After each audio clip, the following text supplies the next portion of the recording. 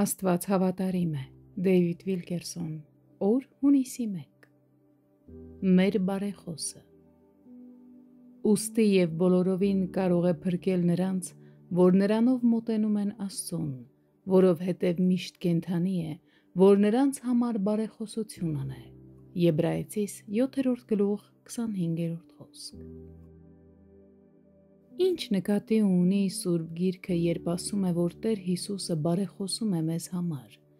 Այս թեման այնքան խորն է, այնքան վեր մեր մարդկային բանականությունից, որ ես դողում եմ նույնիսկ դրա մասին մտածելիս։ Աստվածաբանների կարծիքները այս թեմայի շուրջ տարբեր են։ Աղոթքի միջոցով և Սուրբ Հոգու առաջնորդությանը վստահելով սկսում եմ մի փոքր հասկանալ այս անհավանական խոսքը։ Վերջերս ես շատ անկեղծորեն աղոթում էի ասելով. Տեր, ինչպես է քո բարեխոսությունը երկնքում ազդում իմ կյանքի վրա։ Քո խոսքն ասում է, որ դու ներկայանում ես հոր առաջ իմ անունից։ Ինչ է դա նշանակում քեզ հետ իմ ամենօրյա շփման մեջ։ Անգլերեն բարեխոսություն բառը նշանակում է միջնորդել մեկ ուրիշի համար։ Այն վերաբերում է մի անձի, ով միջնորդում է ձեզ համար ուրիշների առաջ։ Երբ լսում եք այս սահմանումը, արդյոք պատկերացնում եք Քրիստոսին, ով անընդհատ խնդրում է Աստծուն ձեր համար ողորմություն, ներողամտություն, շնորհ և օրհնություն։ Կարծում եմ, որ նման պատկերացումը մեր երկնային Հորը դարձնում է անգութ,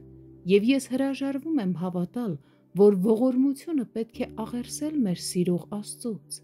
Եթե մենք սահմանափակվենք բարեխոսության այդպիսի նեղ սահմանմամբ,